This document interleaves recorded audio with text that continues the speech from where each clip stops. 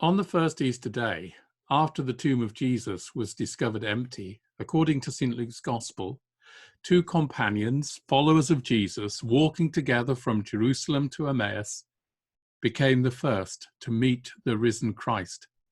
But at first, they didn't know who it was. I find a strong appeal in this story because it captures something of how the followers of Jesus felt after his disastrous death, and the confusion of hearing stories that he might be alive after all.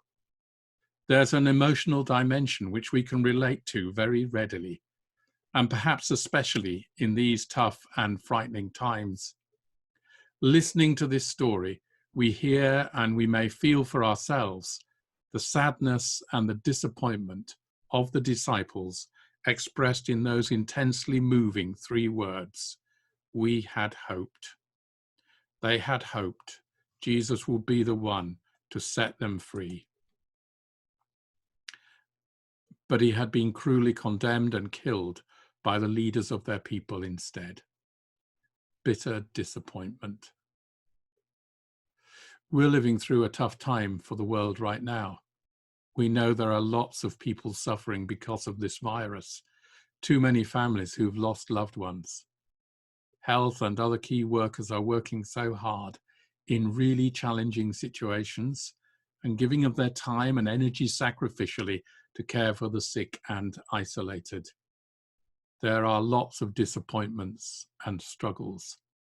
Hopes that we had for the future perhaps now collapsed as the full impact of the economic damage begins to dawn on us. This gospel story engages us, engages our feelings and thoughts, our own experiences and hopes, and so may become a story about us as well as about Jesus. The two companions didn't at first recognize Jesus, even though he was walking alongside them and helping them to understand their experiences in a different way, in the light of the hope and promises from God. The disappointments of life can be deep and profound. Grief is real. The presence of God, of the risen Lord, is not seen always, even when you have looked and followed. This story recognizes the reality and depth of grief and loss, the pain that life can bring. The disciples are walking away from Jerusalem, once their city of hope, broken by their dashed hopes. Yet, this story is a source of solace and hope in itself. It doesn't pretend there's an easy fix for bitter disappointment, but it does hold out the glorious hope that there is new life beyond the loss of hope. Yet it knows that this new life can neither be offered or received without a genuine acknowledgement and acceptance of that loss. In this story, Jesus, unrecognized by the disciples, walks with them away from the city of hope, yet taking all his time to encourage them by his explanation and patience how there may be another way to see things. Then it was when Jesus sat down with them, took bread, blessed and broke it, and gave it to them. Then the disciples recognized the stranger at their table was the Lord of life and love. The moment of recognition was the mutual sharing, where community and interdependence were realized. This is the moment when they recognize Jesus. This is the moment when the disciples recognize the Lord was not dead, but alive, with them and in them. Perhaps it is because of the way we live, so many of us are distracted from recognizing the presence of the risen Christ.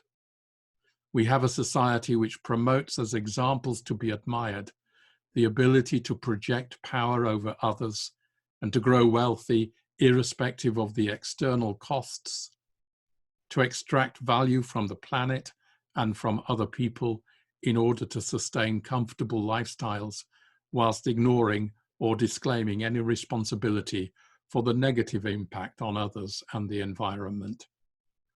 Whilst we try to avoid these attitudes in our private life and our friendships, we seem incapable as a world of giving public expression and value to community and interdependence. So our public and economic lives deny Christ's body. They squeeze out of view our mutuality, our interdependence, and the sheer wonder of God's gifts to us. This strange time, and what we know will be its consequences, is causing us to remember communally as well as individually what is really important, caring and looking out for one another, giving hope for the future, valuing the good gifts God has given us. It makes us realize that such a lot of what we can be confused into thinking is vital for life isn't actually important. And it's helping us discover what really is valuable and precious, our life together as families and communities, the gifts we all have, to choose kindness and be gentle, the importance of caring for one another, the need for an inclusive society. When Jesus was recognized, he brought joy and peace and hope into the situation. The two disciples remembered how their hearts had burned within them as Jesus had talked to them on the road, reminding them of God's promises and of the faith of their forebears recorded in the scriptures. The events of this story are described in a way which reminds us of the Eucharist, the Holy Communion. First, the companions hear the words from Jesus, the explanation of God's purposes through the Holy Scriptures, then the breaking and the sharing of the bread. This is the time-honored pattern of the Christian Eucharist. First, the ministry of the Word, then the ministry of the sacrament. Words and actions light each other up in Christian worship. The two go hand in hand. And not in worship only, but in the Christian life too. Words and actions need each other. Or as St. James put it, faith without action is dead. At the Eucharist, we come into community with God and with one another in Christ. And we offer our hope in prayers for the coming of God's kingdom and that all will be one in peace and unity. When Jesus did that with the two disciples at Emmaus, they knew he was present with them. Right now, of course, we cannot do that in the usual way whilst we are not able to gather together and the church is closed. But our communion with Christ and with one another in Christ is still real, even if we cannot physically share the same space or sit around the same altar table or receive the same bread and wine. The real presence of Jesus was only revealed on the road to Emmaus when bread was broken and shared. In the same way, the presence of Christ with us is being revealed today through sharing with others, through strengthening community and celebrating interdependence, through real solidarity with one another, especially those really struggling, through holding on to hope.